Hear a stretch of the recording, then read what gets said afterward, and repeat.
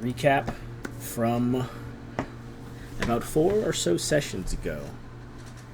The group boarded the vessel outbound from Eremos after learning that the Sky Cart had left at its preordained date, leaving you all in Eremos, seemingly stranded. However, since Mace is not here, I'm just gonna call this Alexi, because this is the group's friend Alexi. Managed to convince Miss Wild, Jennifer Wild's wife, or Jennifer Wild's wife, to get you all rooms and bunks aboard the Crescent Tide, a very high-end luxury cruise ship that would be taking you all from Eremos back to Gaspillage after having been left behind. Alexi had secured you all transport on good faith with her, as they were growing like business and historical artifact associates. The voyage kicked off with you all sailing relatively peacefully. Briefly, Alexander spoke with Alexi about his grievances and confusions in his own mind, based upon the investigations of similar things to you all: the moon, the history of Eremos and of Gaspillage, the artifacts, the nature of all of the events being transpired. You all arrived at the Circus Whale Isles for a pit stop to refuel and refit for the next half of the journey to Gaspillage, where you were told a storm was approaching from the weather analyst of Siwala. You came upon the storm.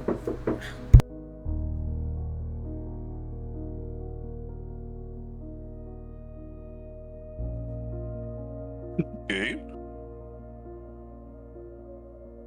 Someone came to knock on my door. 1 second.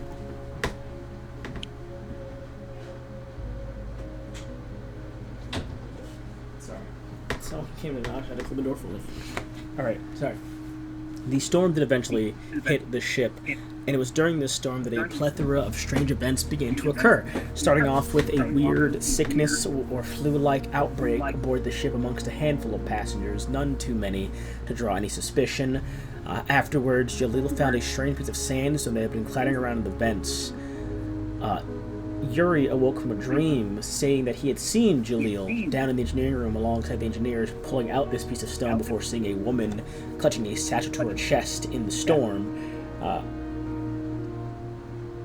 Afterwards, there were rumors of fights breaking out on the ship, with people hoarding life jackets near their rooms in case of something happening, people claiming to have seen something behind the fractured moon above through the storm clouds, some hearing voices, until it culminated in people jumping overboard, taking the lives of about 8 passengers who jumped into the storm-ridden seas and never surfaced.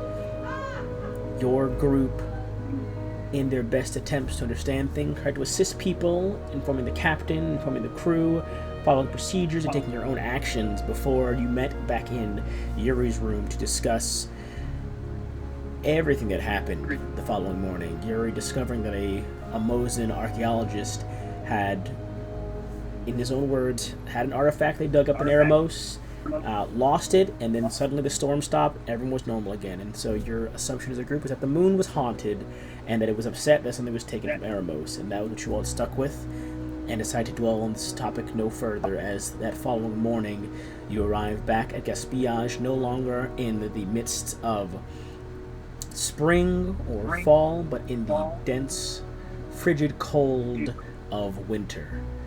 You waited for about half a day at Port Unity before eventually catching a transport cart back to Visix, where you all spent a week of downtime decompressing, working, doing personal investigations, and relinking with connections in the city. Drew, from your work, you can add 45 cards to your sheet. However, it was towards the end of this week that people began to notice they were being watched by individuals. First, Marlon spotted someone keeping tabs on him while he was within a PSO station.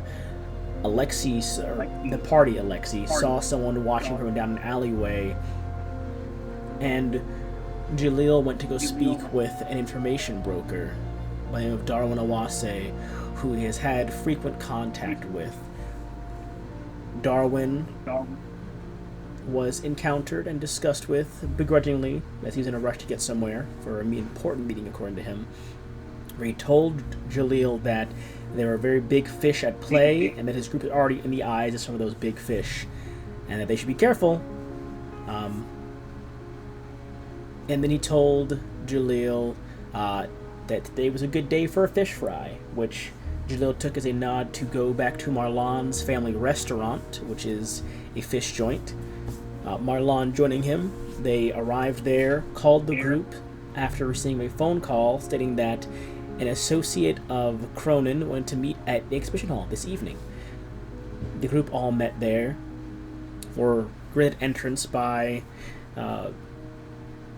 some guy in a wool cap and coat, to which you all encountered a shadowed figure in the hall in the back private exhibition room that was not Cronin nor any of his allies that you knew of, but was in fact Darwin Awase, the broker, who...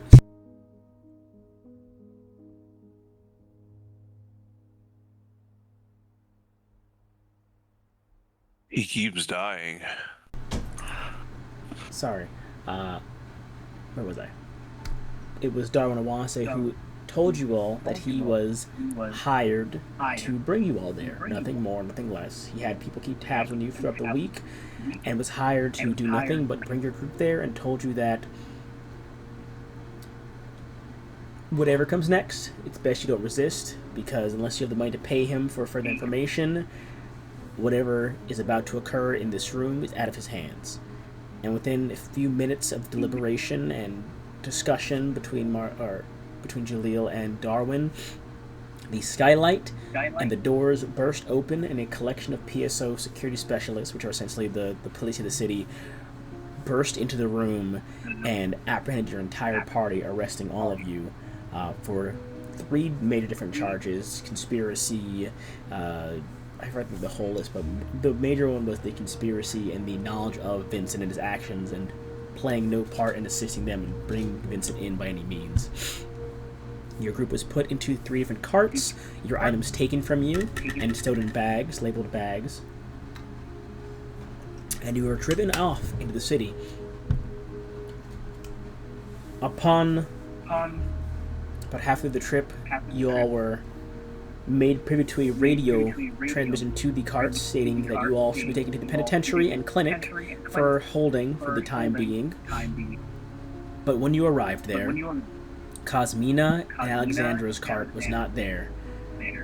Upon entering, Jaleel and the party Alexi were taken down a separate pathway, while Drew, Yuri, and Marlon were all locked in cells in one of the eastern wings of the psychiatric clinic, where you all encountered a man by the name of Dr. Pedaleski, who seemed to have the best interest of you all in mind. He seemed to want to get you all out, or at least held in jail. You're echoing. Oh, am I? You're good. It just started happening just now. I seem to want to get you all out of this holding system as fast as possible, which is why he seemed to want to get you all to say that you followed Vincent and his cohort, not of your own volition. Because if you did not go of your own volition, and if you were some level of mentally hindered, he'd be able to get you more leniency. We left off with Wesley C. Adams, the member of the Interlock and person you encountered on the Sky Cart and in Eremos, talking with an individual about something involving the mountains of stone glass and finding something else, like pages or a book or something. You found him approaching your cells. He sat down at this point because everyone else was gone. He sat down with Yuri. However, we'll probably change it up in the future just to give someone else a chance to discuss, because Christian did a lot of talking last session. Wesley walked in after the doctor said that you all were under his care, and he stated that you all were criminals and will be treated as such, before walking in the room and asking what Vincent told you all. and what you know. And that is where we pick up this session after that very, very long recap. I apologize, but we pick up this session with, we're going to say, well, actually, we're going to pause it because I forgot. This is more important. We're going to pick up just a few minutes prior to that with Dr. Pedaleski, I'll say, talking to for the sake of time, the three of you are being spoken to from your cells by Dr. Pedaleski. He's out in the hallway, the chair kind of pushed up in the center so you all can see within view, and at your door to your cell, he's asking you all the events that have transpired between yourselves, Vincent, and anything else involved in this strange scenario as it is now. And that's where we pick up. He goes, could you all detail to me, either as individuals or as a group, why... It's the wrong song, sorry. My Walkman's playing. Oh my god, wrong song again. Could you all detail to me, as individuals or as a group, precisely what happened as a collective? I've spoken to at least the two of you, gesturing to Marlon and Yuri, about your individual takes on this situation, how you all both seem to follow willingly along these things. However, I'd like to know, as a group, why you went about doing what you did, and if perhaps this was a, let's say, for lack of a better term, a pack mentality where you saw one person you trust taking upon an action and decide to follow along, or if this is something different entirely. If that makes any sense. I want to get a grasp of your group interests now as opposed to those of the individual.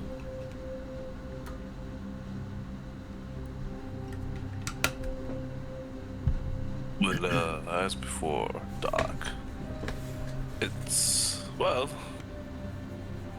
we all did not start as just one collective group.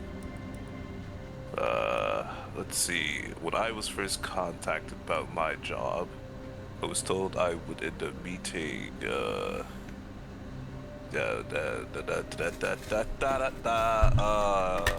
Yuri, got name, and, another companion, Alexei. He lets you flip the book. In order to... You see him flip through his notes and begin to write stuff down as you're talking. Due to my task, brain's dying, I'm still waking up. Joined it up with them, trying to chase the, for my own task. And we ended up running into a good collective of people in, what was it called? The city? What was underwater place called? Oh, Bloomfast? Yes, Fast. You went to Bloomfast. All of you did. He looks for to you, Drew, and to you, Yuri. You all went to Bloomfast following this trail. I just shake my head very convincingly. I was under the impression that my friend Norman had gotten into things over his head when he was captured by Vincent. That name has appeared twice now. I didn't want to reveal this until just now, of course, but that name has appeared now in your stories. He points to you, Yuri, and to you, Marlon. You both have a connection to Norman, it would seem. Do you as well, Mr. What's his name? Mr. Drew? Do you also have a connection to this Norman fellow? I don't know, do I? Nah. Your boy is Alexei. Not Mason's character Alexei, but your friend Alexei. Your connection with your friend Alexei that knew you, Jaleel, and wow, it's been so long for his name. Holy shit, Lucian. It was you, Lucian, and Jaleel's friend Alexei. Gotcha. No, I'm not. I have been introduced, but I was there through Alexei. Alexei, and not the same Alexei. Is it the same one that Marlon just mentioned? Mr. Marlon mentioned. Is it the same Alexei as that, or is it a different Alexei? I don't believe so. Ah, right. Okay. Takes more notes down. And what about you, Mr. Drew? Why were you involved in all this? the brief report I have on your background, you were just a contract construction worker of some kind, a woodworker. I don't even really remember how I got into this. Oh, it's been a while for you. You were drawn into this by your friend Alexi, who was like, people are robbing the galleries. You guys I was want to gonna say, help? we went to a bank show. We went to an art show. We watched that shit get robbed. And then, Yeah, you guys have been at almost every major robbery, and either have stopped them directly or have been involved in trying to stop them. Usually, because your friend, you and your friend Alexi were originally trying to stop people from stealing from the galleries as like sovereign citizens, and then you got roped into this conspiracy by learning out what was behind all of it. Is essentially what happened. yeah. Because your friend, he's like a huge history buff. I don't know. Trevor just keeps seeming to find me. Very well. And this can be a very simple yes or no. All of you, again, did this of your own volition. No coercion or bribery or mental debilitations that might have inclined you to this behavior. You all did this willingly. Consider. I was under the payment impression I'd of- get paid. So, Well, do you consider doing this as my job, as coercion? And I was employed to go find an individual. I view it as obligation or duty, not coercion, which is a whole different thing to get in logistically, but being bound by duty, obligation, or even financial status, just from Drew, are all things people of relatively sound or logical mind would do, as opposed to someone doing it of their own. Look to you, Yuri.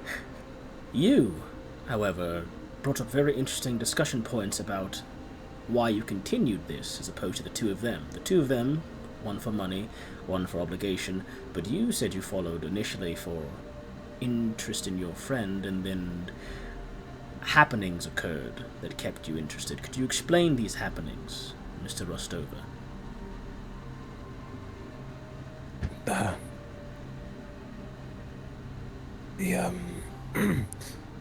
The more I dove into the journaling of Juniper Wild and other folklores and fairy tales pertaining to this religion that followed the sun and scorned against the moon. But maybe there were two moons, as I learned later. It is a lot to explain, but when I fell into that cavern... He's place puts that a head up. Pause there. Fell into a cavern. First of all, I need you to roll me a charisma check. What is your current sanity level right now? I just dropped into unstable again, I think. Let me go look. Or no, I think... Didn't we have long enough to recoup? No, because I never took... No, yes, I did. I went to therapy. Holy shit. Wait. I'm disturbed. Okay. I'm disturbed with 2 marks. I need you to roll me a charisma check with a 2d10 penalty, please. As soon as you mentioned the second moon and falling into the cavern, he's listening, but this will determine his precise reaction. So charisma and subtract 2d10. Does this have to do with me being non-threatening by chance? I would say it would, yes. That's minus 3d10 then. I have deterring stature. Oh! Well, I'll say no, because when it's non-threatening is meant to be more physically non-threatening. I guess this is more like your mental assess. Oh, never mind. No, I want to see if it goes under. I'm at 5, boys. He listens. He goes, pause there. Fell into a cavern. Could you please take a step back from the 2 moons and go to this cavern, please? Let's take this step at a time.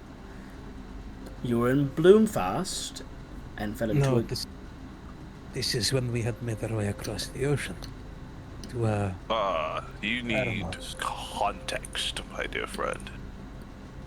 We had gone to Eremos in the first sky cart. You were aboard that. Wow. Yes, because we were trying to race Vincent there, and he had a great head start from Bloomfest. But at the same time, it was going to bring me to the Ermosian Memory Vaults, which was pertaining to the Journal of Juniper Wild. And you were following Vincent for Norman. Yes? That's what I'm gathering. That was the original reason. How do the two moons tie into this? He's kind of looking to you, Drew, and to you, Marlon, at the same time as he's talking about this, trying to get like a read on the two of you right now.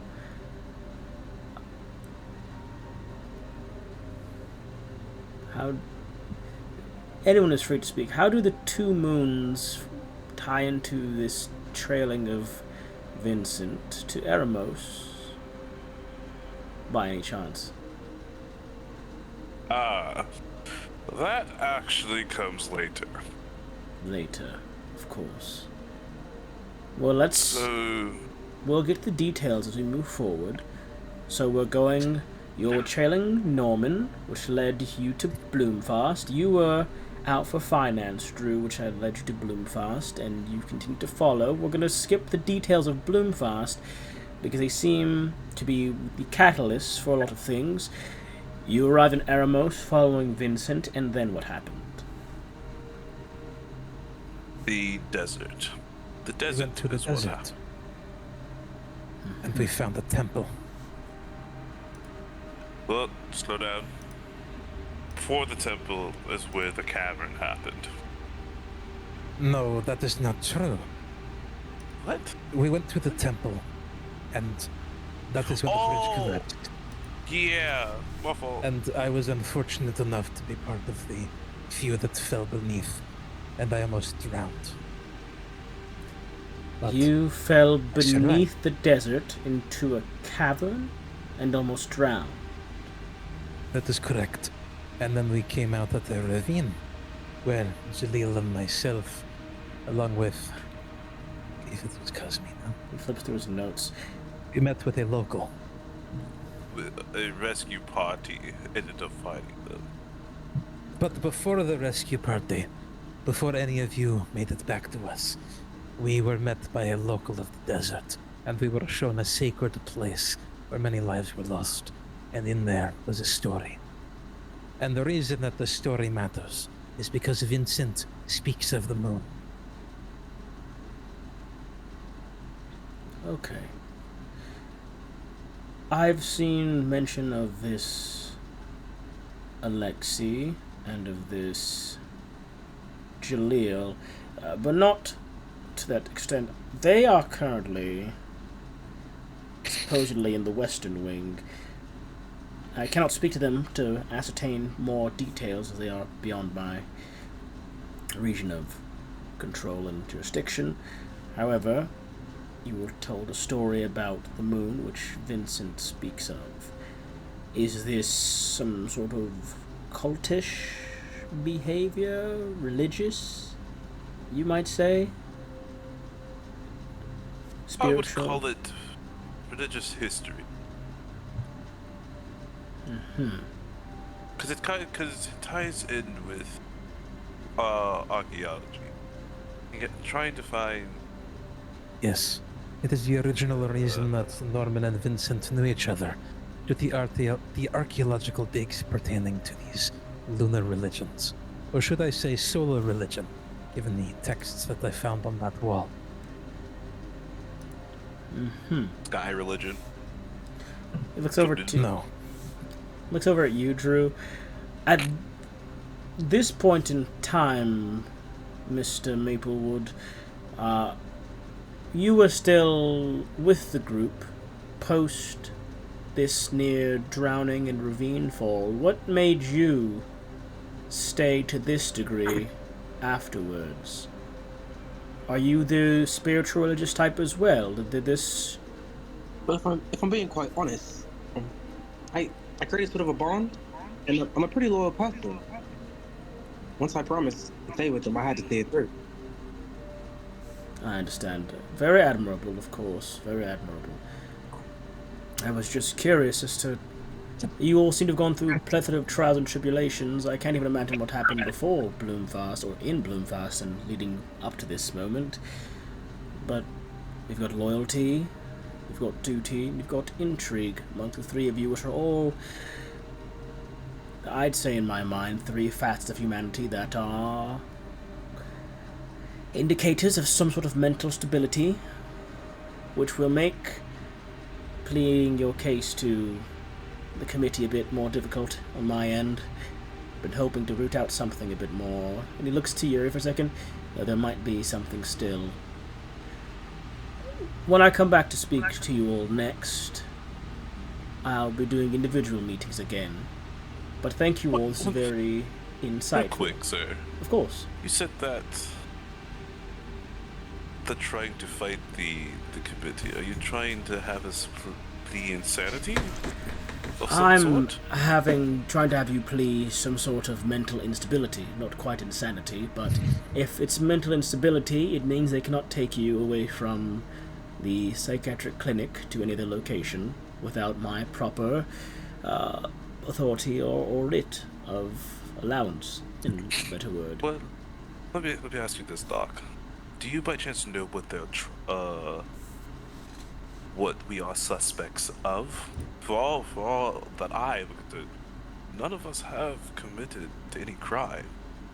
No, you've not committed any crime that I am aware of. It is you are being held during this investigation for crime to see your connections. They want to see how connected you are to the already existing crimes, and if these suspicions and allegements of conspiracy and other potential crimes involving this do actually pertain to you all, and to what degree.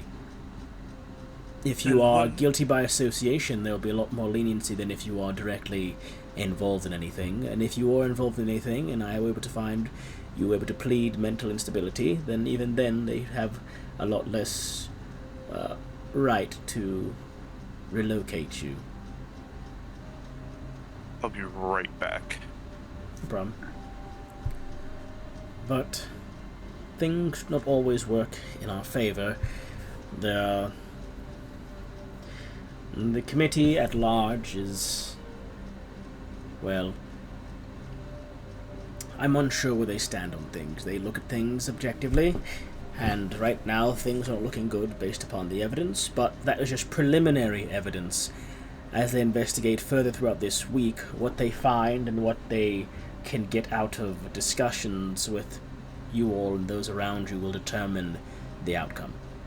And my goal here was just to get a read on your mental state and to see if I can't get you all leniency. I'm back. And do you know who the lead investigator is, perchance? I may know him. The lead of the committee, I am uncertain. It is, I believe it is one of the heads of a nearby PSO security station, but there appear to be, what's the word, bureaucratic oversights that are impeding that person from being the true head, and I believe there is a shift in leadership there. I'm very certain there's a shift in leadership there, actually. I've been staying up to date. I'm fairly certain the Interlock themselves are involved in this now, so whatever this investigation is, it goes beyond just a standard investigation. You're all involved in something very deeply rooted in the government now. Hence why, if I can get you anything at all to play against this, and to get you all a good footing, I will do my best. But I shall return. I shall return within an hour or two. There'll be food brought to you upon our next discussion, and water. But until then, Thank you, Doc. At that point, he would walk away, and now we do move forward back to that moment where more was revealed. We jump back to that hour forward where you hear Dr. Pedaleski state from far off, not far, but from a distance away from the doors, almost the pickings up of a conversation that was ongoing before they got nearby you. You hear I understand what the committee is ordaining. However, these are my patients. It is my job to ensure they are properly cared for. And a voice you all have heard for at least once speaks. No, Doctor, they are criminals. They are to be managed as such. At that point in time, Wesley C. Adams, member of the Interlock and former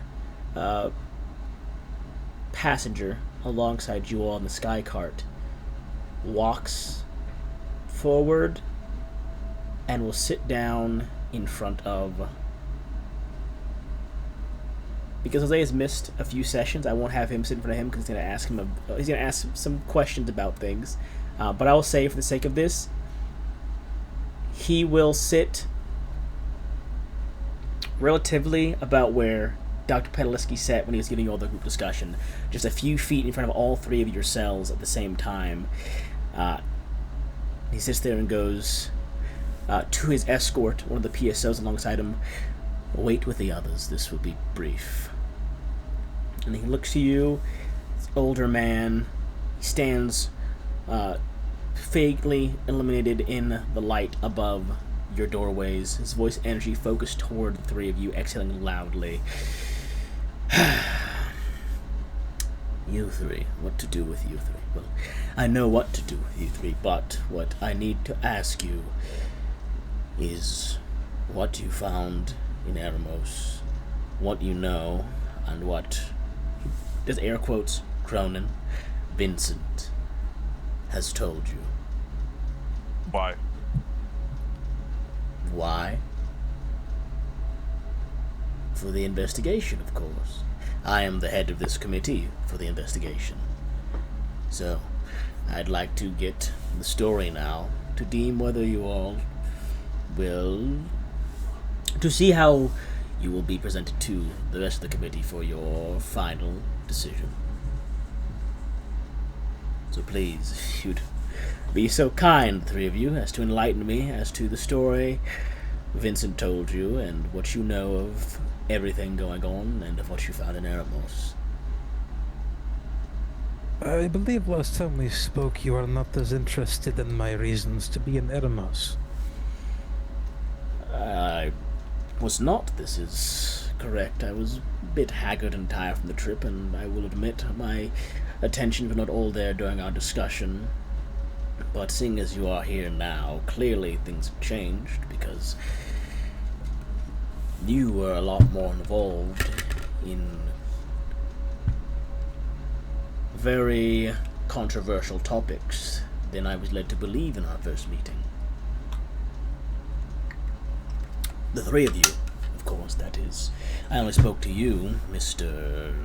Rostova, I will call your name. But I did see all three of you along with a few others aboard my sky cart. 3 others? Well, I saw the three of you and a few others, yes. Your friends. Let's see, there was the Honorsworth girl. There was Mr. Looks to Drew. Not sure your name. I didn't talk to you all that much. I believe it was Mr. Maplewood, though. I've read the reports at least. I'm decent with the face in the pictures. Rostova, Thalamus, the Honorsworth girl. Who else was there? There was that Dalka fellow, yes. The Mosen boy, Jakara. The the lawyer, Kasim. Oh, I know all about you all now. But hindsight is 20/20. I wish I'd known who you were before we went our separate ways in Eremos. Could have prevented a lot of calamity. So, speaking on this calamity, what were you in Eremos for, and what did you learn from your experiences with Vincent? I will tell you the same thing I told the doc.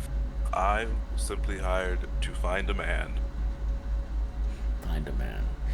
Yes, As a PI, it is what I do. according to the doctor, looking for someone named Norman. private investigator fellow. Yes. Right. Took some digging to find him. He's got good connections. He's got a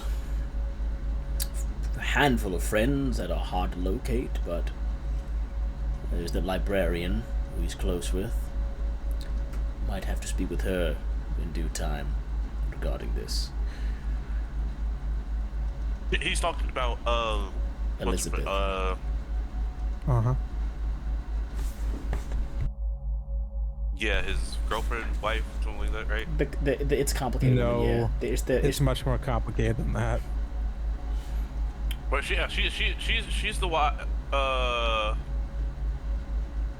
Cause she's the reason I'm trying to find her, right? If I remember correctly. Because she could. She's the one that let us know he was missing for our party specifically. Yeah, that's what she told me as well. So, Might have to- so I was just going to tell her that pay a visit on you. She doesn't know anything. She's tired. Well, Like me, at least. if she is connected to the investigator, who knows what she might have been told or made privy to? Could have left her little messages here and there. Better to She be was just a safe. worry. It's better to be safe, Mr. Thalamus. With this investigation, we can't leave any stone left unturned. She very well might be put in the same situation as you all if she's found to have been involved or more implicated than you're leading me to believe. No, why is this investigation so important now? The gallery was robbed, public officials attacked it, drivers, homes of respected elders thrashed. And let me guess, dear sir, you want a scapegoat. A scapegoat. Because you guys can't get Vincent, huh? I'm trying to get Vincent, and you're going to help me. I don't need a scapegoat. I just need a few less chips on the board for Vincent to use to help him with his endeavors. If we were going to help you, wouldn't you think that there could have been an easier way of doing this rather than detaining all of us instead of coming to us and just speaking? You, former PSO, you're very clever, aren't you? I'd like to believe you are with this. Yes, coming to you all in good faith might have done justice, but you just had to stick your noses a bit too deep into things you weren't supposed to be investigating into. Things that could ruin relations between the Gassian government and Eremos regarding our holdings of their artifacts and of our engagements in their homelands.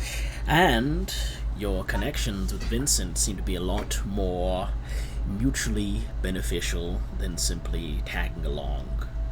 Otherwise, I don't believe you have been caught at all, if I'm being frank. I do not understand how you could find such a relation between us and the Vincent. He has made it extremely difficult to follow him to any step that he believes we should be there for. Not to say that he wants us to be. He views it as a test of passage or something along those lines. I just want to know the truth behind the moon. That little thought there is like a worm. It'll eat you. It'll eat at you. It'll ruin you, and it'll lead you to tell others of these odd conspiracies. Look how far Vincent's game has gone now. You all, according to all reports, were living normal lives, living fruitful lives, and now you are here in a psychiatric clinic being investigated by the city for relations to a wanted criminal. And yes, while I said you were criminals upon my first arrival here, you are simply alleged criminals currently. But what you relate to me will determine whether that is an alleged or a confirmed criminality. I don't need a scapegoat, Mr. Thalamus. Believe you me, I don't need a scapegoat. I've got plenty already in my favor based upon events that have transpired. Plethora of things to utilize in bringing in Vincent. I don't need someone to take the fall for him. I need him explicitly. and I need his associates off the table. And currently, you are his associates. Unless you have otherwise to tell me. So what did Vincent tell you, and what did you find in Aramos? Yeah, what's up? As a former PSO, dude, is there any way I could speculate as if he actually has the means to incriminate us? Like, is there any possible way, like any evidence that we could have done that would actually incriminate us? Beyond your... The only thing I've done, I broke into a house for a session, so... Well, see, to be exact, beyond your group having direct encounters or knowledge of Vincent and where he's going, and beyond you seemingly knowing of one of his aliases and meeting, or believing you were meeting with an associate of Vincent to help do whatever, because the sting that happened, there's not much they can work off of. Which is why they say they can only hold you for a week while they try and gather more evidence. At most, they can only hold you for a week. If they find nothing, they have to let you go. If So they we're find most something, likely- you're... We're most likely the threatened for information phase. Because Yuri's not stupid. There's more lawn. They want us to crack and say a bunch of shit. Even if they're not gonna imprison us over it, they just want more information. And as far as they have a reason to believe, we were involved in Vincent. I have something to think about, Kirk. I'm just spitballing here. Looks to you, Drew. I'm confused as to why you're here explicitly, to be honest. I read from the reports Mr. Pedaleski reluctantly had to give me. The good doctor really likes you all. It's a shame that you'll not be staying here for long if we do not come to terms in this discussion. Looks to you, Drew. You are associated with a Mosin nomad, this Chikara fellow, who is being well taken care of, I will assure you, as well as a former hound, the Dalka boy, who is a hard man to locate when he wants to be. Very hard. We're trying to bring him in too for questioning. May I suggest being careful with that one? He's a little rowdy. I appreciate the input, Detective. The Dalka man, depending on how he is apprehended, might be sent straight to Stoneglass if he is too violent to be brought in normally. Well, the tables have turned on that one. The tables that might also lead you to the same place, depending on what you found in Aramos and what Vincent told you. We cannot skip this discussion. So Mr. Maplewood, Mr. Drew Maplewood, carpenter, contract worker, and now implicated with a wanted man. How did you end up in this situation? And do you know the whole story that they aren't relaying to you? Honestly, it all started with a gallery show. I've been fascinated by artwork ever since. And then the story just kept going, and I never said no. I just kept going with it. That is a shame. You seem like you've got a good head on your shoulders. You seem, according to the notes, a loyal type. And it is a shame to see loyal people fall into the clutches of a uncaring, cultish leader like Vincent. A very, very big shame.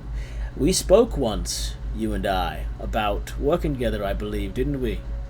About cartography and ship advancements, and about a possible contract one day for you to work alongside me at my offices. I still remember that, Mr. Maplewood. Okay. Do not forget our discussions. You have a great head on your shoulders and a bright future, and I'd hate to see it squandered here, to be honest. I really would, because what's best for you all will ultimately be to assist in bringing Vincent to justice so that the city can be put at ease finally. And while I do agree, seeing that I can't help you, help understand what you want from me. I was hoping you could. I was hoping you could, Mr. Maplewood. I really was. Well, Wait. Side note, like out of game. Do I actually know where this man is? Because if he better blow the bag for me, I will switch. do you know who Wesley is, the guy talking to you? Do I know where Vincent is? The last time you saw him, he was coming back to Gaspillage, heading towards ports. What was it? It was one of the ports further north. It was the northernmost port. That's not enough information. I gotta stand on business. You know, Yeah, all right. I'll pull it up for you right now. But I mean, all you know is that because there's only two ports. There's Port Unity and there's Port something. I forgot the name of it right now. I gotta look it up. They're already gone. But that would have been over a week ago now at this point. Port Destiny. Yeah, that's the northernmost port. Shit. If I do recall our last conversation, he mentioned something about the north, but I was a bit too much brandy. Very appreciated, Mr. Maplewood. I will be speaking with the committee about getting you some leniency, because that is a very good hint as to finding Mr. Owen. The northern port. And if you all arrived in the city about a little over a week has passed since your arrival, if he was to be at the port at the same time, he could be at the city or at... Looks back to Marlon and Yuri. But what did he tell you to convince you to follow him for so long without attempting? Because I'm certain he has been involved in a few activities that would displease your group. Once again, you think I followed that group for him? Oh boy.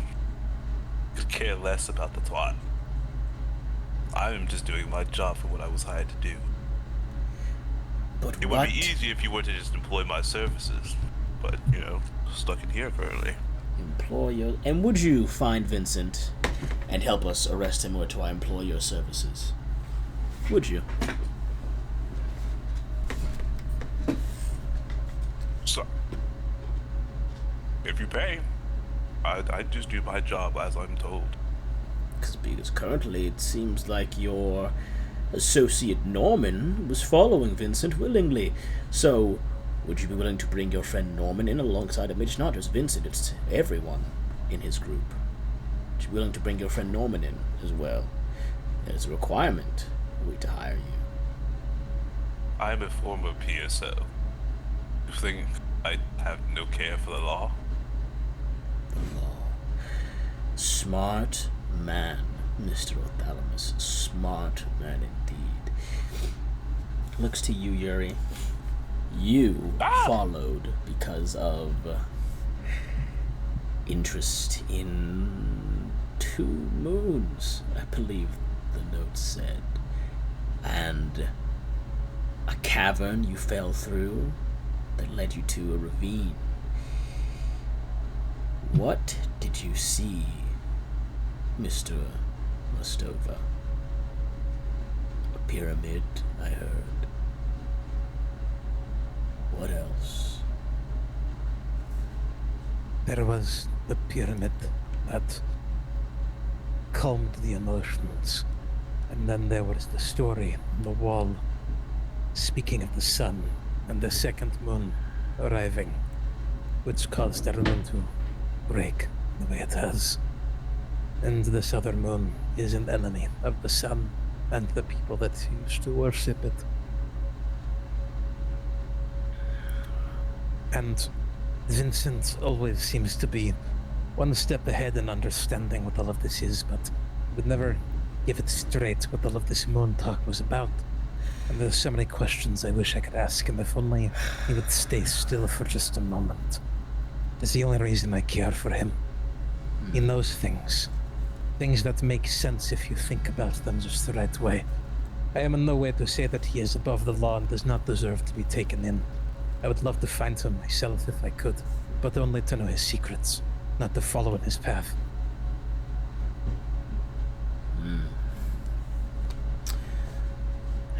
You've heard... Do I remember...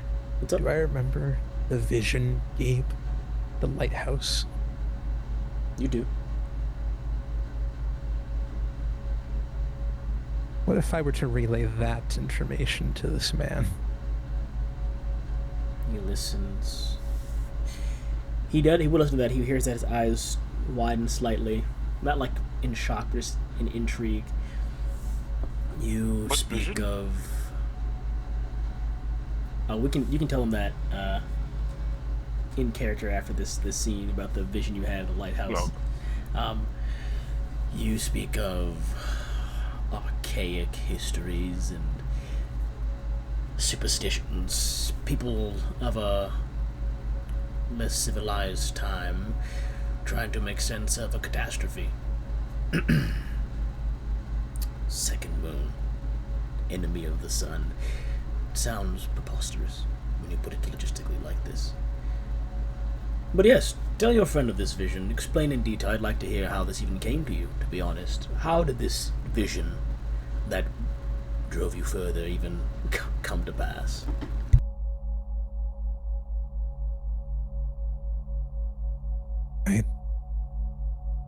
I do not know. I do not believe anyone else had such a vision. But I do not believe that anyone else sees the moonlight the same way I do. The way that the waves struck off of the lighthouse as it glistened down on us. The way that it spoke to me was different. The books I have found, the information I have started to dig, this journal that I had found, all of it is connecting to something. Something that seems very hard to find, for reasons that feel like they are against me.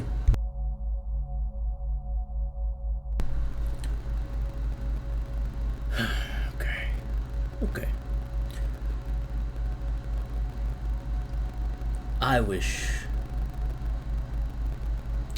to inform you firstly that the reason why Vincent seems to step ahead of you is because he follows in the footsteps of a once great man, one that you probably know very well, the late...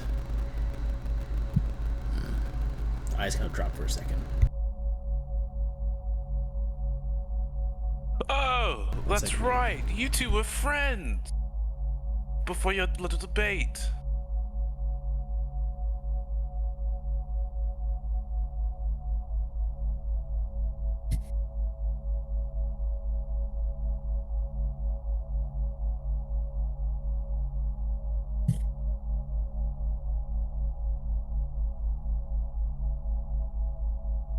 I just saw the little minus karma symbol pop up when you said that. What? I don't know if that was a good thing to say right now. Did the game step away or what? I don't know. He got really quiet. I'm worried. He got quiet as soon as I said, I was like, oh. He says, yes, little debate. There were things before That's the right. debate, firstly, and I will tell you a cautionary tale. One that, hopefully, will give you some sense of clarity and understanding as to why Vincent being found, or not being found, but why Vincent's goals are a hazard to those like him. True. You hear a gunshot in his cell. Oh my god. They killed him. He's dead. Hopefully he'll be back. He might have a phone call. The story I wish to tell you is of two birds who wanted to fly through a storm that never ends. The storm, you see, would never cross the path of the birds in their lifetime, in their children's lifetime, in their grandchildren's, and so on.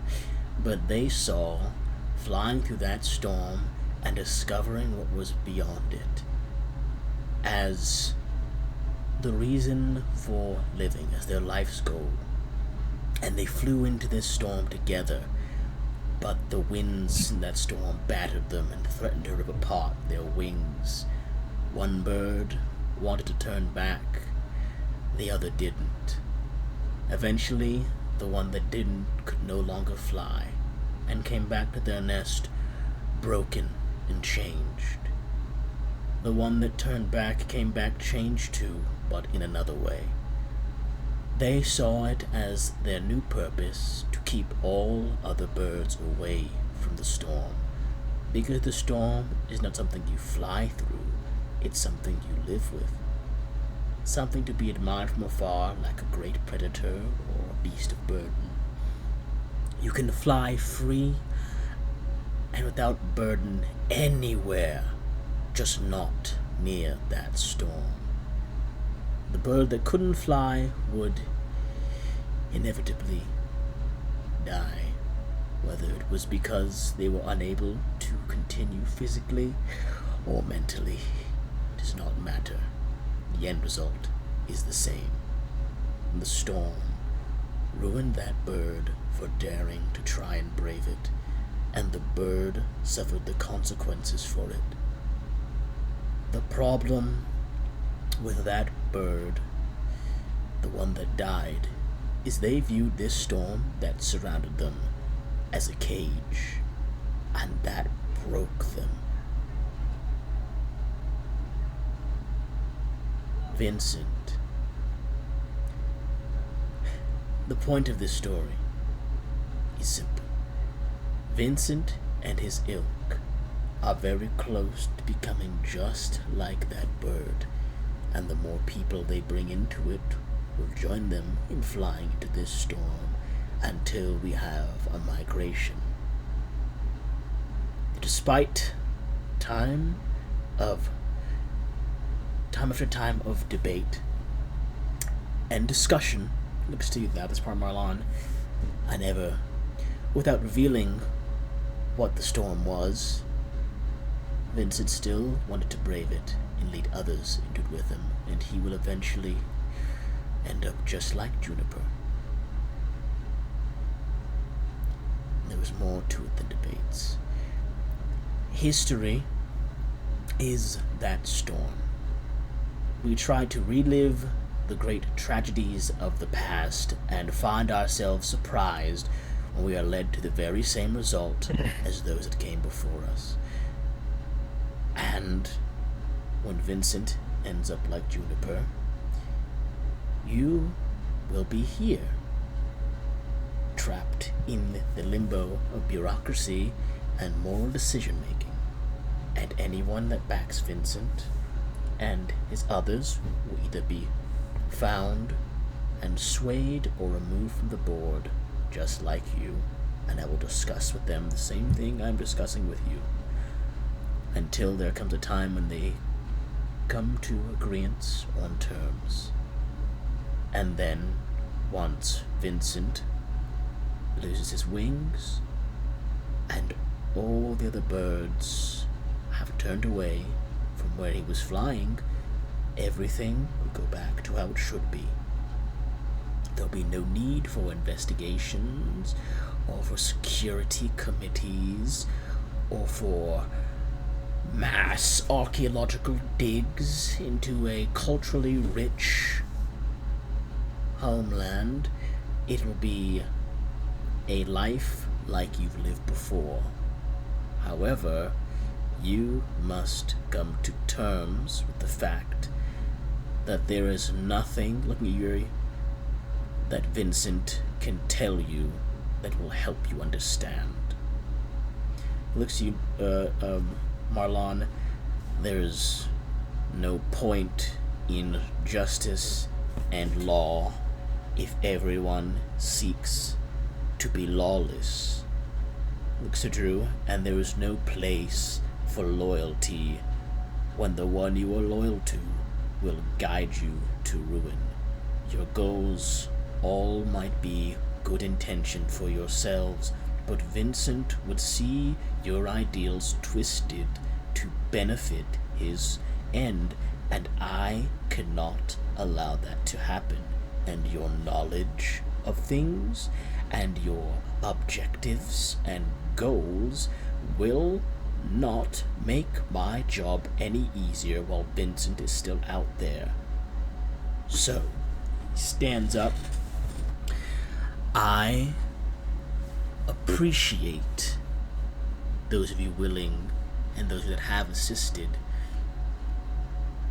but you are still under investigation by the committee, and I will propose leniency to you all, but in the interim, you will be held to ensure you cannot end up like the other birds following Vincent. He starts to turn to walk away.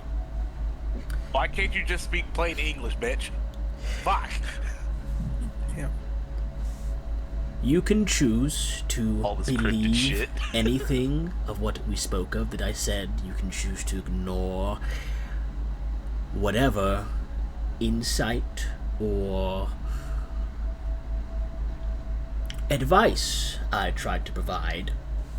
But do not doubt for a moment that the reason, Mr. Othalmus, I speak as I do is because the burden of knowledge is only for those responsible enough to decide what will harm the people they care for. However, after all that's been done, I doubt you'll simply take my word for it at face value. And he gestures for someone to walk, like to approach where he is, and then he walks off as a second pair of footsteps begin to walk into view, and you see the recently, for you two, but long-time friend, Alexei, walk into view. And not sit where Wesley sat, but instead stand there. And goes, first, there's, without even rolling a check, a mixture of emotions on his face, but his eyes do kind of soften when he sees you all before he gives a sharp Wait, inhale. our Alexi? Not Mason. It is the other Alexi, the NPC that is friends with, like, Drew, Jaleel, Lucian. Because I never interacted with Not It's really, like, no. Seeing you all, he does go, I don't... Sees Drew. Sorry, I mean, Jose not here, but he would speak to Drew briefly in passing until Jose gets back. Looks to you two. I'm sorry to see you all like this. I don't know the two of you as well as I know Jaleel and Drew and Lucian, but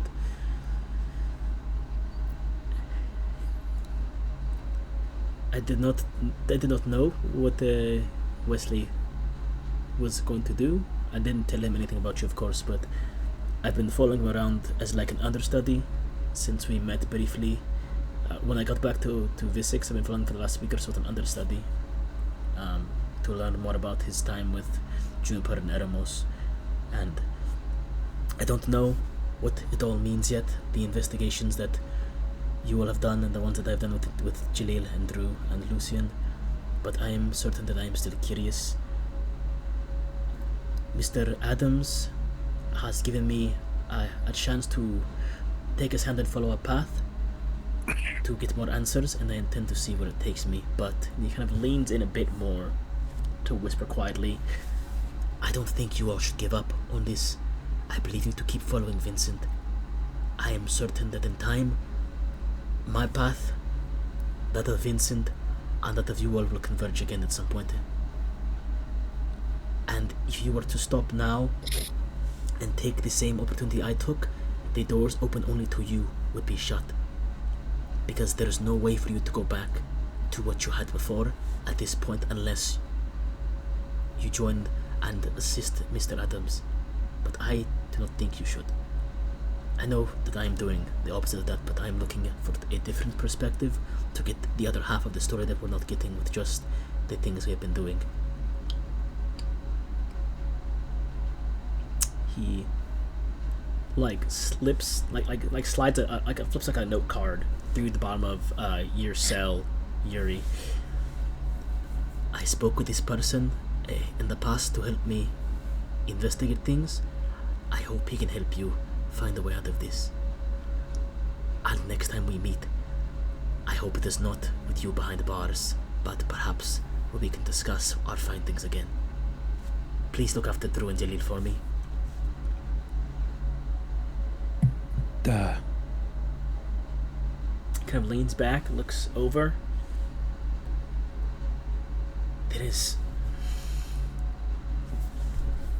Leans in again. Wesley has been meeting important people. He has a large one coming up soon. He's been planning it for a few weeks or a month or so now at this point. It's another security committee for an entirely different investigation. I don't know what it is for it yet, but apparently a lot of important people in the city are meeting for this one.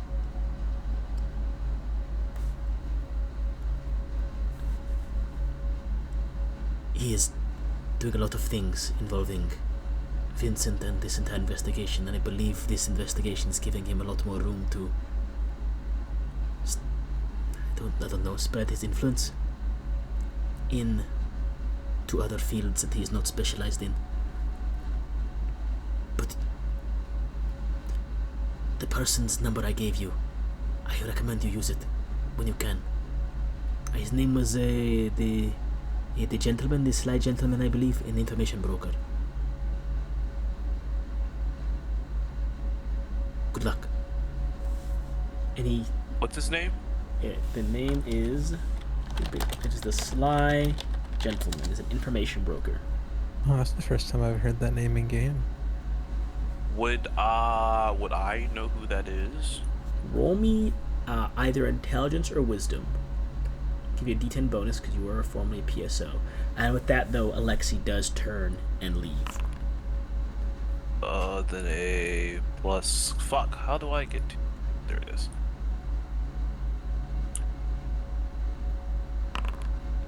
72. There are two well-known brokers in Visix.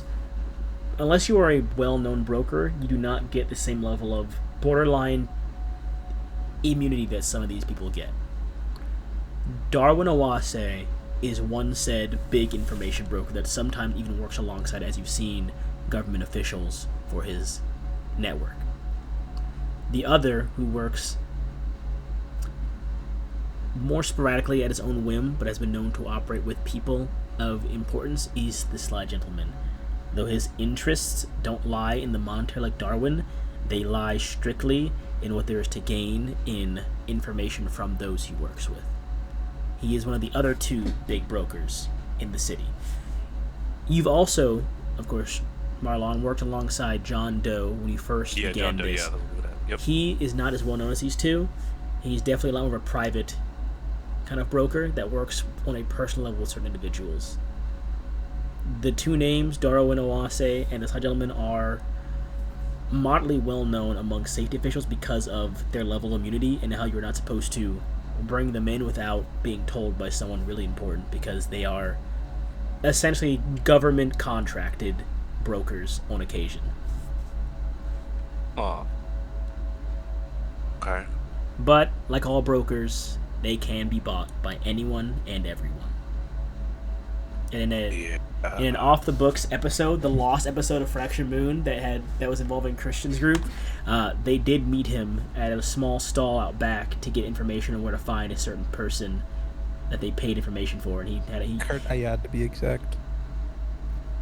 He always wears disguises and masks to hide his actual appearance, is what you would also know Marlon. But he's a very tall fellow. Sounds like a pussy to me.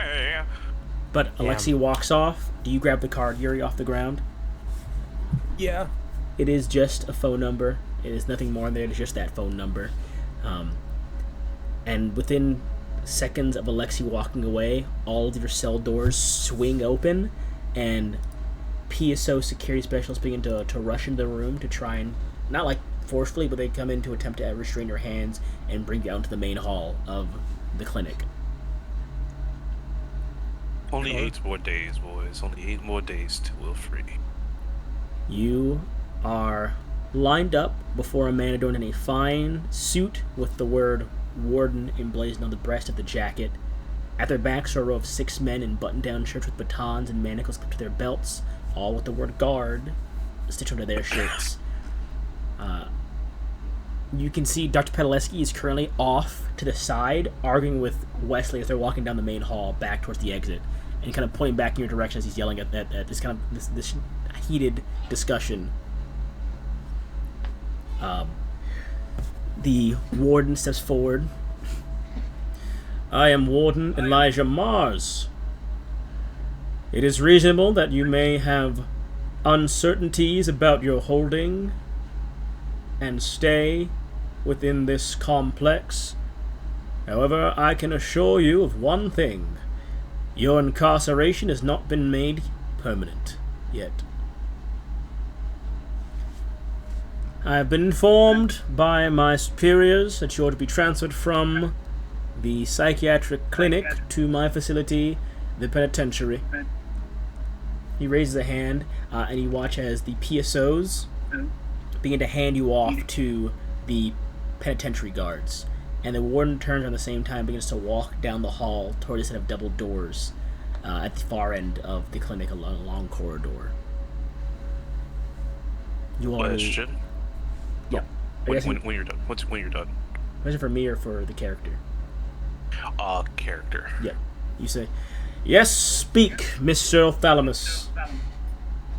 Oh, well, no, it technically is a question for you, but it's about my character. Oh, Sorry. yeah. As a former PSO, do I know? Have I sent a multitude of people to this warden? Facility? Yeah. Yeah. Okay. Second part, warden. Yes, Mr. Othalamus. But is it possible that I could put in solitary? Solitary? Unfortunately. You know, sent a lot of here. I'm sure they would not welcome my presence. You know? That is to be understood. However, due to recent regulations and trying to distance ourselves from that of stone glass, all solitary confinement cells have been reallocated to being normal holding cells. They're no longer solitary, they are all bunk rooms now. But I can assure you, you'll be bunking with one of your 2 associates here. Alright. He begins to walk further in. You arrive at a set of large metallic double doors at the end of this corridor. The warden flashes an ID card to a window, like beside the door. It's like a guard station. Puts on the window, kind of puts it up to the screen there, or not the screen, the glass. And within a few moments, there's a loud buzz from the overhead doors.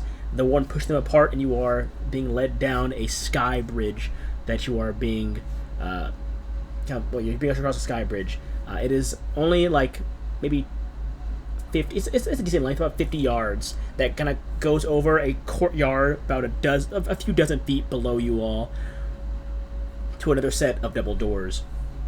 The warden speaks as he arrives at these next set of doors, kind of putting his ID card into like a mail slot between the doorway. Welcome, hopefully, to your new temporary home. You are expected to respect the people present, and in turn they will respect you. I do hope your time here will instill some level of growth and rehabilitation in you, and that you will re-enter the world changed and prepared to be better. The door buzzes, the warden pushes them open, and steps through the frame, and within moments you follow through the door labeled penitentiary. You are escorted through a large, expansive hallway, metal cells on both sides, another hall branch to the right, one to the left. A staircase ascends out of view on the far side of the room, and there are 2 rooms beside it, one labeled mess hall, the other infirmary. There will be a map for this place next session, believe you me, because of navigating.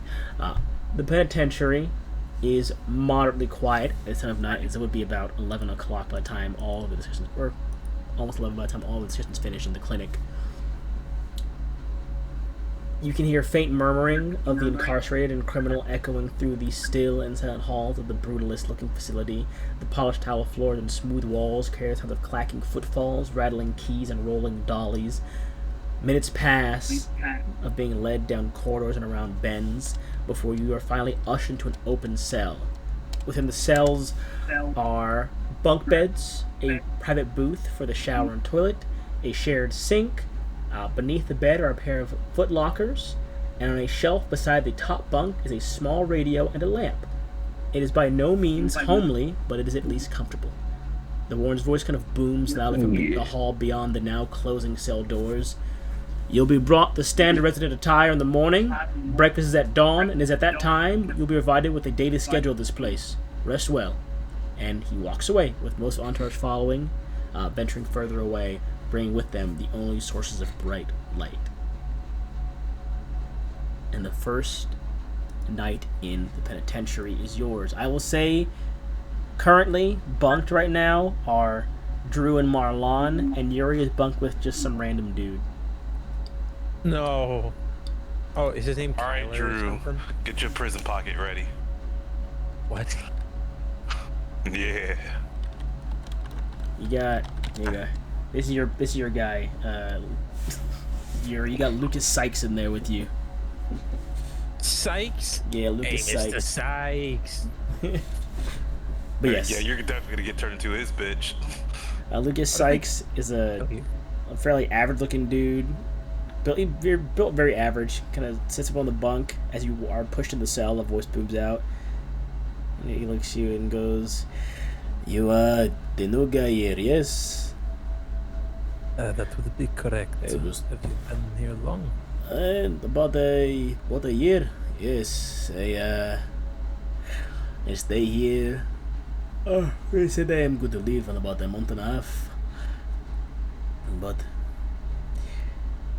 I enjoyed having two bunks, so. Nice to meet you. What is your name?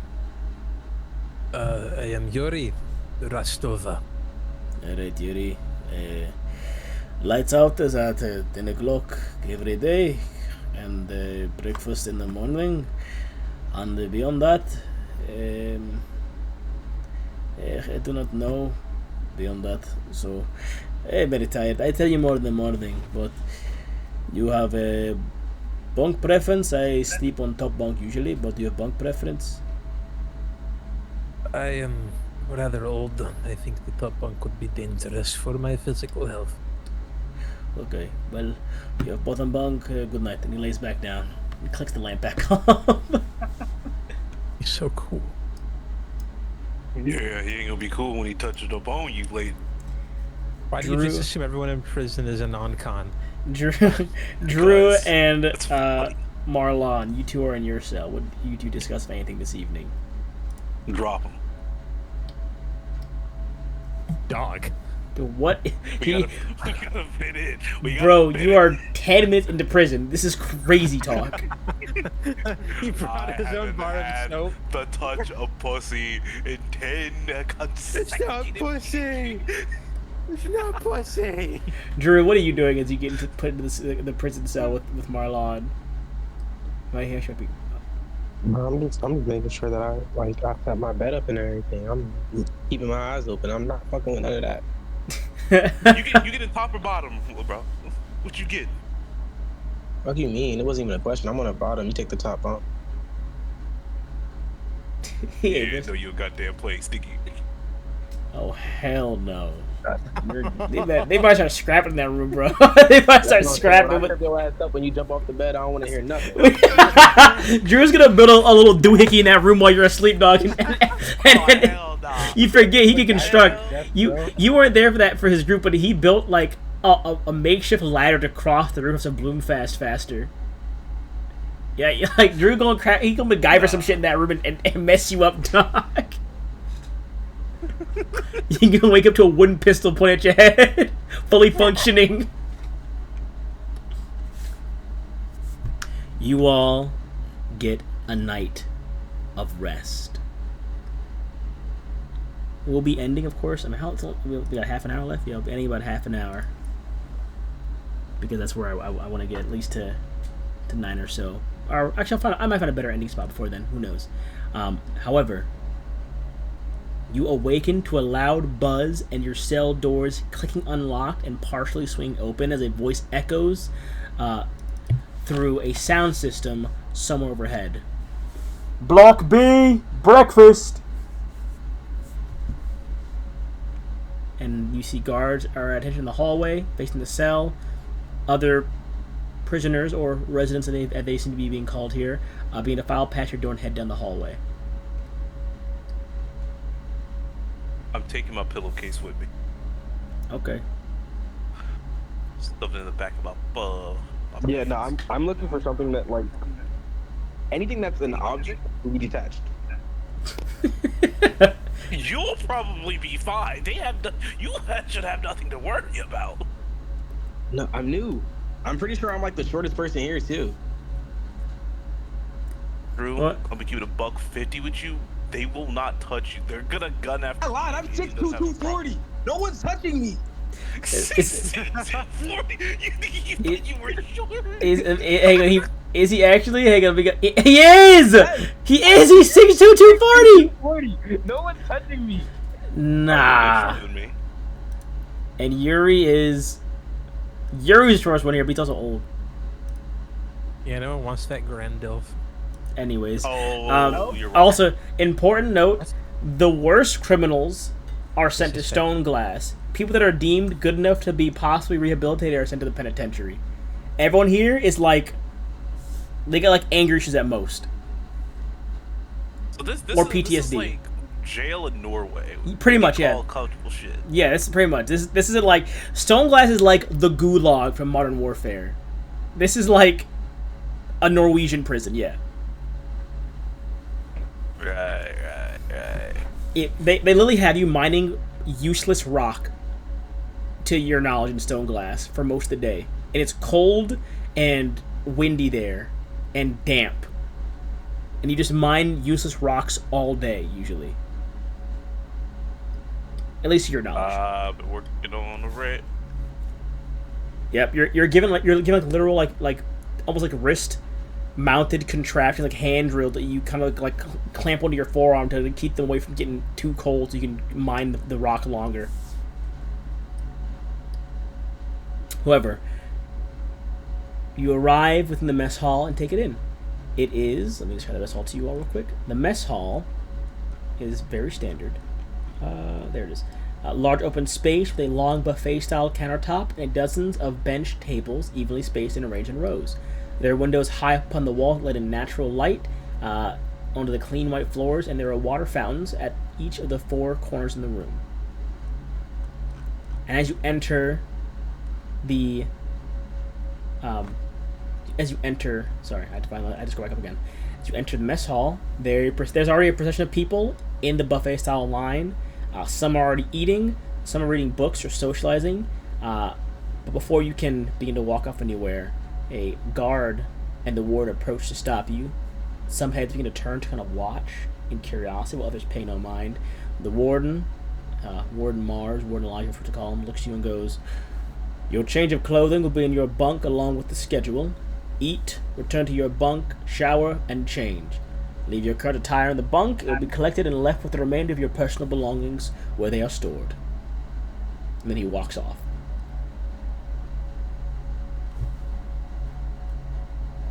Who getting food?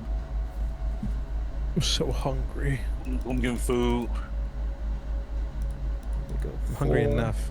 I am on edge though. I am on. I am Let's- alert. Prison? Yes. I'm gonna be edging you next.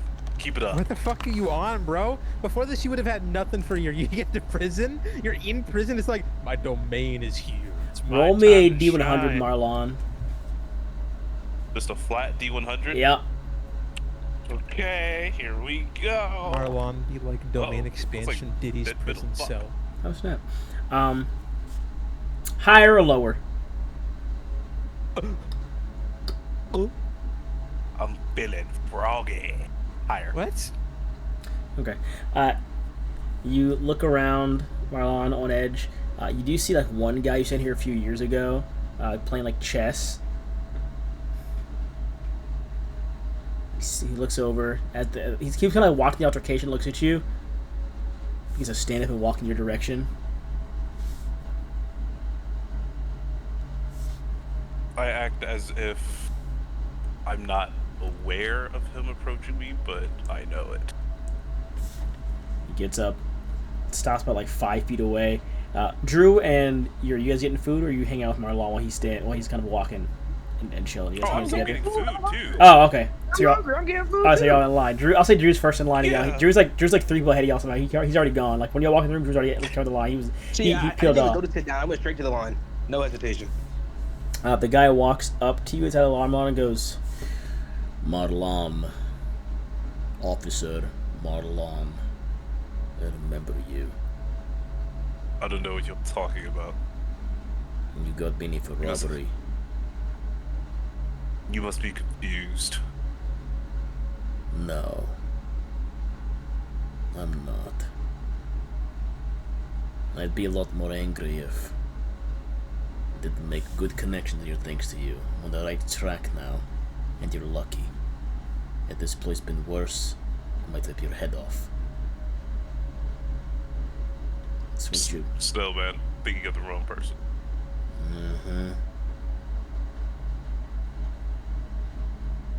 Glad to see there is some justice, though. Don't like your attitude. Maybe you belong in here, too. Strolls and walks off. This guy, he was just like a fucking jewelry store robber. He tried throwing What the head muddle? he tried putting up a fight, but he seems a lot more docile now. But the fact he's been here this long, he probably definitely has something to work on still. Because usually when you're in a penitentiary, it's for like maybe a year and a half. If you're here for any longer than like 2 years, then you're kind of hitting the stalemate point of growth. Off to Stoneglass. But yes, you guys all get food. It's normal. So you get eggs, bacon, bread. Oh my It's god, thank God toasted. you didn't say it. Get some oatmeal, some yogurt, balanced breakfast. It's actual good food. Yeah. This is the penitentiary. This ain't Stoneglass. Stoneglass is terrible. I cannot explain to you Just how bad Stoneglass is. It is essentially you just get gruel and bread, jerky sometimes to That's eat where while you're at group one work. is going, boys. But the food is hot. It's seasoned decently. You all begin to find a seat and eat. It takes about 15 minutes of just eating and chilling before a man with short brown hair and a beard to match kind of slides into the seats across from you all.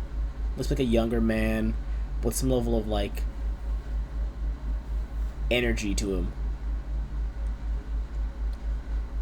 Some sort of energy? Big dick energy? He's just energetic. He just seems like Oh. a bit positive. Like big dick energy. No, he ain't a freak like that. No. They find him. Where is it? There we go. Here is his picture. Ba-ba-ba-ba-ba-ba-bum. Shoop. Shoop. It's also got a picture to look at. Shoop, shoop. Oh, show to players. There we go.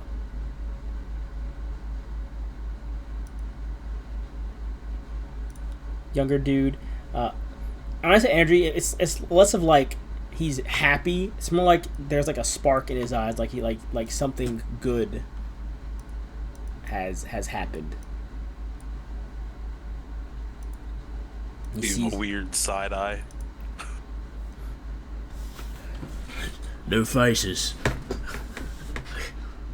but more than that, whirling around the blocks are you guys got tangled up with some investigation. Is that right? I eat. Oh, come on. One of you three has to be willing to talk. I just want to know the story. See if we've got something in common. Hard to find people in common in this place, beyond being a criminal. I eat. I look up to him. Has the moon ever spoken to you? What? Oh my god. No, Eerie, no. He's mogging. No. He looks at him, he starts mogging. Remember spoken to you? Mocked again. What? I'm If you sorry. actually say that, I'm like hard That's what I said. staring at That's you. dead ass. God. Oh no, I can't really say that is, but is there?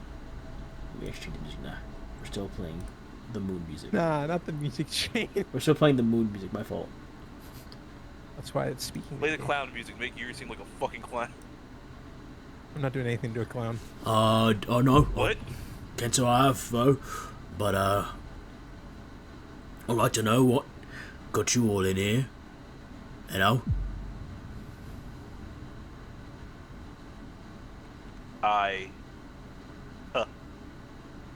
When I tell you I don't trust nobody in this bitch. Come on, I'm not gonna bite. Look, I used to be a librarian, a teacher, a historian, alright? I'm nobody dangerous, I can assure you. Now they be so quiet and reserved around me, I like knowledge is all. Oh, I what? look over at Marlon for a moment. Do With a little bit of I'm gauging, and I'll look back. You see me get? I have a look that just is that just like, mm.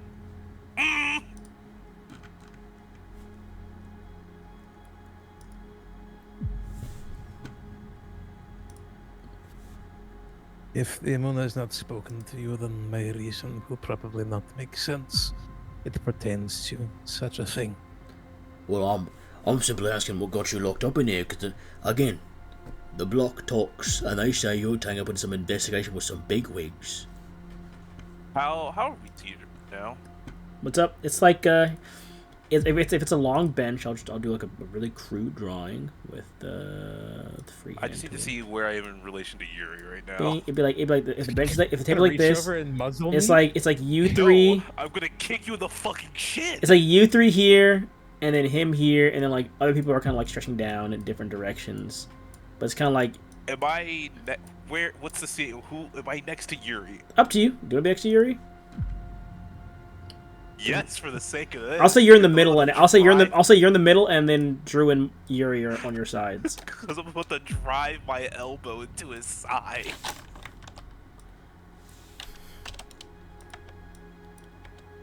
You might actually break one of my bones if you're not careful. You fucker. Good. It gives the Brother wood wants off. to go deeper immediately. You get bowed in the side. Don't tell him shite. Look, you tell me what investigation you're tangled up in, and I'll tell you the investigation I was tangled up in. You know, like an exchange of information, right? Come on, Why are you so curious about why we are here? because ain't no one been tied up in a big investigation but me. And what were you tied up in? Surely I've heard of it in the paper if it's as big as you say. Oh, you definitely have. Would I know his face from any like mugshots posted in the paper? Yeah. What? I would? Yeah. Oh, he's the Who is he? downtown woman murderer. He was one of the 3 people involved in a different heist of the gala. This guy, I'm only listed your PSO. His name is Marcus Weber. The fall group? Fucking Marcus Weber?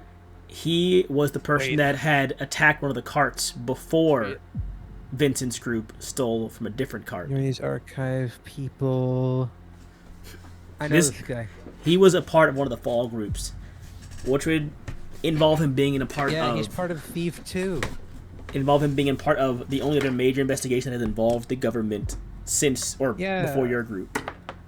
There's been no other big inquiries or government operations to catch anyone beyond your group, Vincent's group. Or I guess your group / Vincent's group and the original thieves of everything that happened at the beginning. I still don't trust him. I know the name of one of his coworkers. I would just need to know it's him, which I don't in character quite yet. Oh, but I would know this, right? Yeah, you would know. Yeah, he was According to Marcus Weber. Oh, yeah, so you've heard of me. I see my name still carries some weight up there. It's not as... You are Marcus Weber. You were there with I believe it was Josiah. Yep, they got Josiah sent over to Stoneglass, though. So he ain't here. All of that over being a fulcrum for the gallery robbery. I do hope Kurt's doing alright. Yep, the security committee decided to split us up. Since, Kurt? they didn't catch Kurt yet. I hope he's doing alright. Kurt Ayad. That's the one. Yeah, but see, because Josiah brought a gun to the gallery he robbed, he was a violent criminal. I just tried to rob one of the carts driving by without hurting nobody, so I got sent here. The committee deemed it best to split us up that way because of the difference, but I ain't caught Kurt yet. Wait a second. Out of game, Jay. What? You know that Kurt Ayad is in Alias, right? You said what is it? Kurt? God. Kurt Ayad, the name he's saying. Uh-huh. You know that's an alias for someone, right? Kurt Ayad? Yeah, that's a stage name for Norman. I don't have that listed under his things. No, not Kurt. It's a different one. Kurt is a whole different guy. Is he? Kurt is, yeah. Kurt's, Norman's had other aliases. Kurt is simply a member of this group, at least to your knowledge. Wait a second. No. Norman had you guys investigate Kurt in the past. Kurt Ayad. Oh right, he was tied to Norman. I had that Norman's wrong. usual But wait. alias is Anthony McCullen. No, that's right. But Kurt, I had him tied up in another note in my list. Where is it? Turk.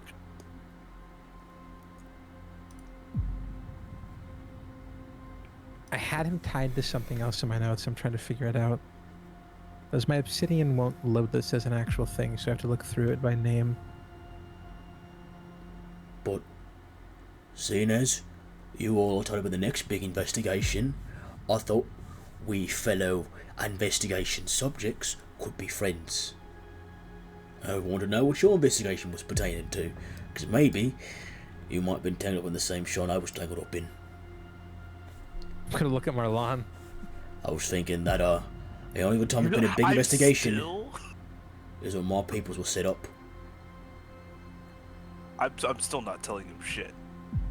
Yes, you were set up. I No. believe so. Shut up. Yep, I got a phone call from Kurt not too long ago. Well, I say not too long ago, it's been a few months now since then, telling me that we've been set up. But a bit too late for me. Found me about a day later. Are you aware of who set you up? Can't say I am. Cannot say I am. But wait, are you saying you know who set me up? No. I looked to Yuri. No.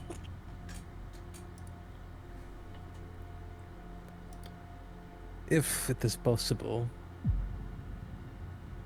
they are being investigated. Oh.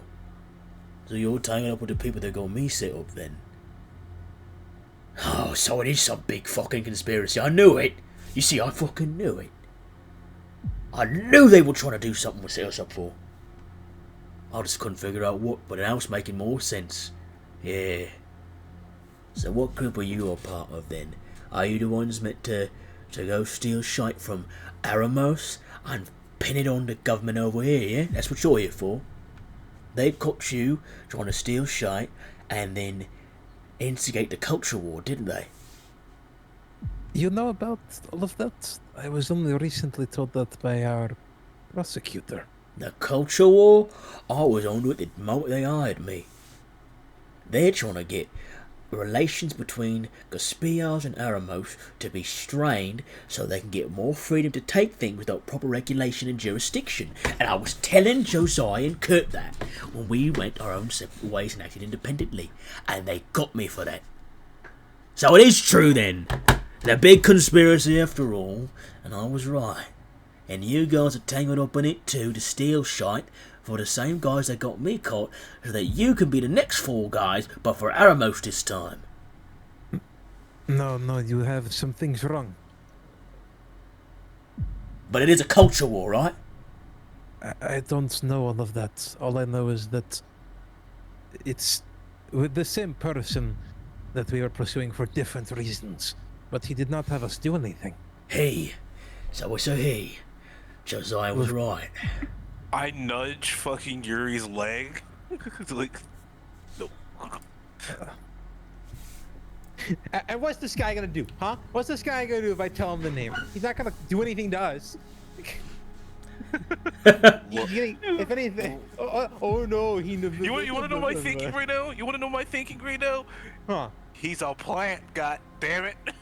Okay, but he knows things that add on to what we need to know. What could he possibly? He doesn't. We're not okay. Let's say he's a plant. What I'm about to maybe say is the exact same thing we fully disclosed to the guy we were just talking to. He's not gonna learn any new shit. All right, as long as there's no new shit. That's all I just wanted to get You're nudging me like, no, don't tell him Vincent did it. Like, they already know it's fucking Vincent if he's a plant. Fucker. I wasn't gonna mention Norman though. I really didn't want to mention Norman. I really worried if that was gonna start something because Kurt and Norman are linked. So if it's not a culture war, why did they want to steal the stuff from the gallery? It might be. But what I'm telling you is that the only reason that we are going along is because we were in pursuit of Vincent. Oh? Vincent Roro. Give me a moment while I think. I wish I had my journal with me. He has other names. Yeah, no, I know the name Vincent. He's a professor from the university. There's also Cronin.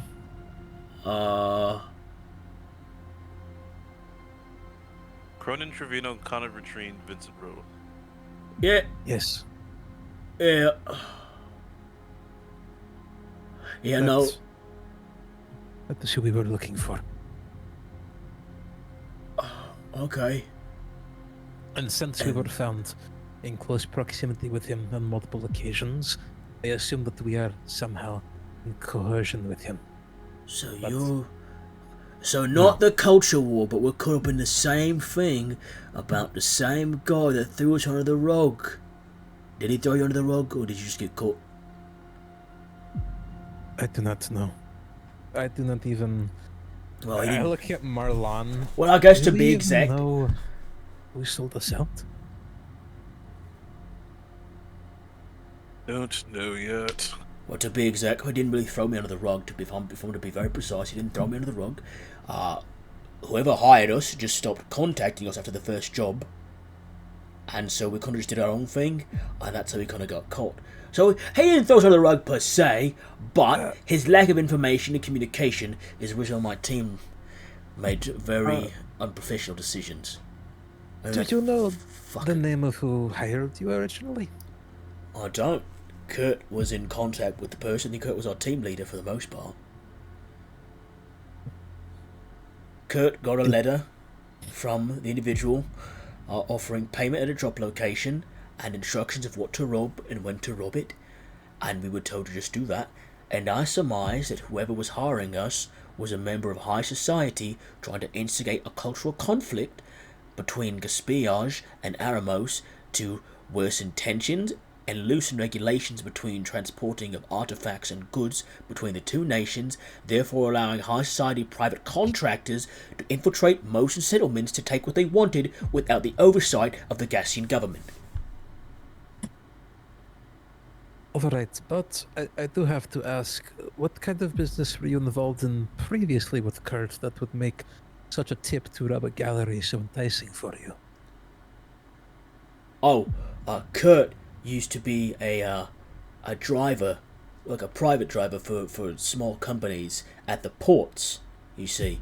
I knew him because, again, I was an intern, a librarian for history, a librarian and a historical teacher at the College for Exceptional Growth, and he used to often bring things to showcase the students in my field of study.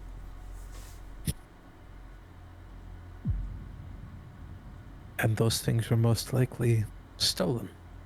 Oh, no, not those ones. Those ones were brought in by the proper channels and all that things, but they were just to showcase up-and-coming historical professionals what to look into. I met Kurt because of his shipments and a connection there, and then Kurt got contacted by whoever hired us because of his knowledge of shipping routes. And I was high because of my knowledge of history and how to identify proper artifacts. Josiah was high because of the muscle he had and his ability to get into important places. But all of you got caught because you were a fall guy for a larger heist conspiracy that is connected to Vincent and now all of this. And you're also connected to this conspiracy, so, by proxy and process-elimination, while it might not be confirmed just yet to be a cultural conflict, you are indeed involved in the same kind of investigation I was involved in, which means we should be buddies together. Wait a moment, please. They have not proven us to be criminal of anything, but you have committed the thievery. I'm not saying I see you as lesser because of it. I am just worried that they would use it as indictment against me currently. I would very much like to go home as soon as possible. Yeah, I was told I'd be going home soon too, because again, I didn't hurt anybody, it was just thievery. I was told I'd be here for about maybe a month before I go to the clinic for my evaluation. And as you can see, it's been about 4 or 5 months since the event took place.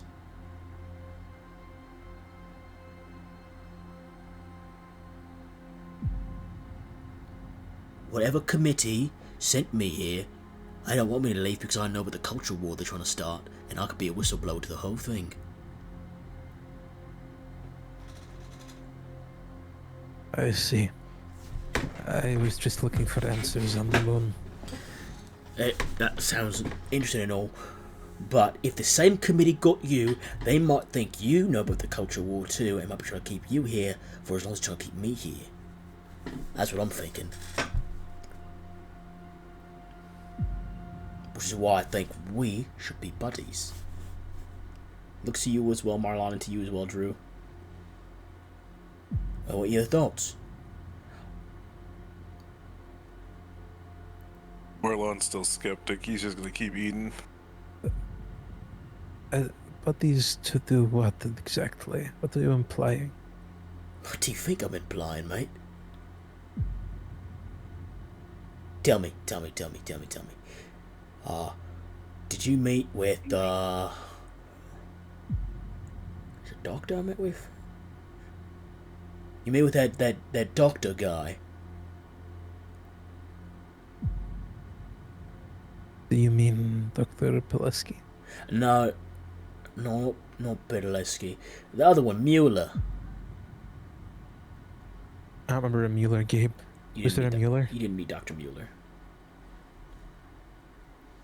Out of game, you heard the name Mueller mentioned with the group that was involving Jaleel and Alexi. In that last time we were together. I do not recall a Mueller personally, but this Dr. Mueller's evaluation. Think about it. Where are the other fuckers? Shouldn't they be in here too? Dr. Mueller's the one that got. You see, Dr. Mueller wanted to keep me in his side of the penitent or the clinic, but luckily, through intervention by the interlock and their investigation, I was put here instead. However, whoever put Dr. Mueller in charge of my evaluation, I surmise it's the same person in the committee that is trying to keep me here without being sent back to the clinic, because they know that Pedaleski will get me next because I'm not clinically insane. If they think you're clinically insane, you go to Mueller. If they can't get you to Mueller, I think they send you here and they can find a reason to get you to Mueller.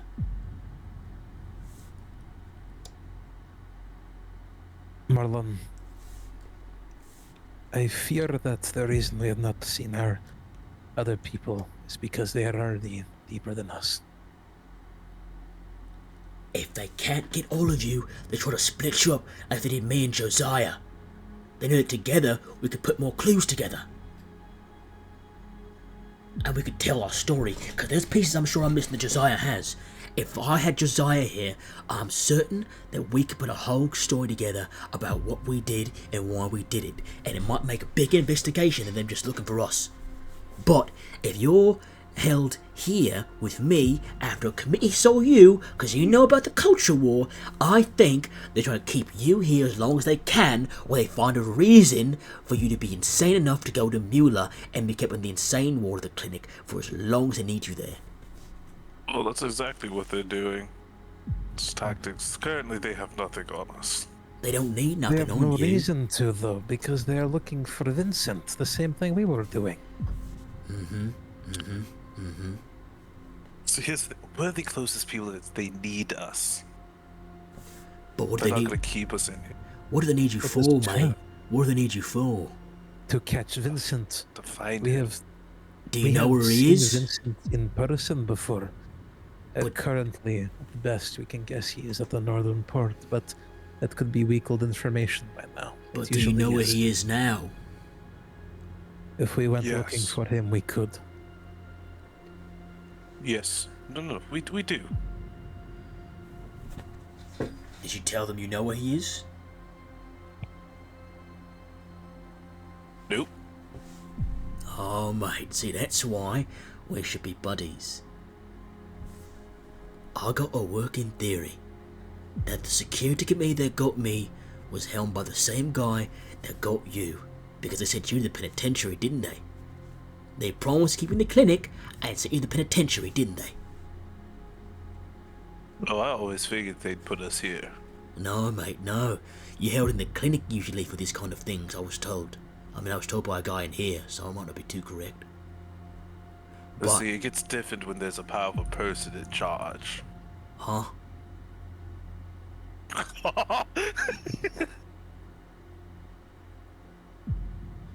But, like the warden sent you here? The warden is the one that brought you here then. But why would the warden want you here? Unless the warden's involved in the Much culture. higher than the warden. Boy. Much higher. I A member of the Honorsworth family then. Yeah, those rich sods would do anything to keep people out of their way. Yeah, because they're the ones who hold the Probably of artifacts. the same caliber. Technically, yeah. A member of the Honorsworth family don't Wait, need a what lot. did he just say? Because they deal in history and artifacts too, right? So, Oh, I thought he said because they wanted the artist. Sorry. They... No. Let's see. Huh? because I believe this conversation is a little different from. I do not know. I am done eating. I would like to go retreat to my quarters. No, look. I'm telling you, if we're buddies, I know a broker on the outside who can help us get places once we're out. Because I need to meet with Kurt and maybe Josiah to put our story together. They're not going to let me out of here regardless. And if you know more than me, and if a powerful person got you, they ain't letting you out of here either. If they really wanted to, they get you sent back to the clinic to Mueller for holding in the interim once they find any reason whatsoever, and Mueller will make you talk, I think. Listen, I am just a doctor. Alright? And when I get out of here, I am going to continue to be a doctor. And I was just a librarian, mate. You are a librarian that let yourself get caught up in robberies of gallery and artifact. And I you're believe there's some massive conspiracy of a culture war. you're a doctor that got caught up in a guy that was trying to steal artifacts from a place. I was not following him for the artifacts. And I wasn't stealing the artifacts I wanted either. I was hired. We're different. Wait, hang on. He's such a fucking meathead sometimes. I think I love this guy.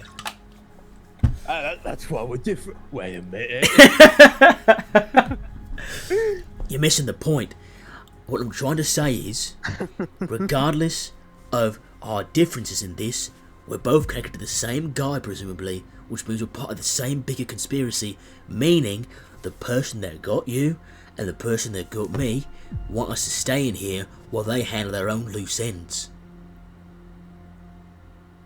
And then, when the loose ends on the outside are taken care of, all they have to do is make sure the loose ends on the inside stay inside.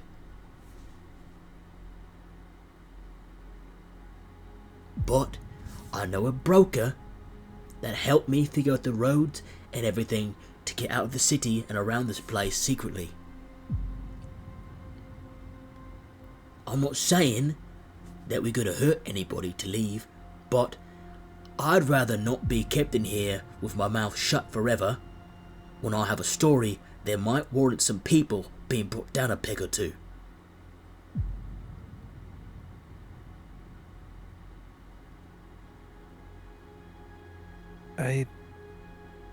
Look, you can think on it. However, I recommend you call whoever you trust on the outside to find out what's going on. And if they tell you anything bad, well, obviously we're in the same cell block, but my broker, I'll make a phone call to him, and I'll see what he knows. If you help me, of course. Talk to your people. I'm telling you, there's something going on fishy here, and you keep saying it might be the culture war, but I can't think what else it would be. So, till you find definitive proof, that's my thoughts. Think about it. Alright, I'm not saying we're gonna do it, but I'm just saying think about it. I've been alone in here, a part of some grand cover-up for whatever I think is happening, and now you're here too. It can't be a coincidence, is all I'm saying.